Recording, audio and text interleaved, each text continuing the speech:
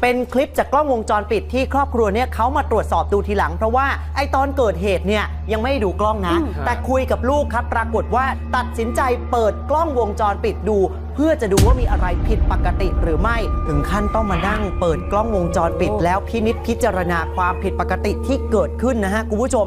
หลังคลิปนี้เผยแพร่ออกไปปรากฏชาวเน็ตเข้ามาแสดงความเห็นกันเยอะเลยหลายคนเชื่อ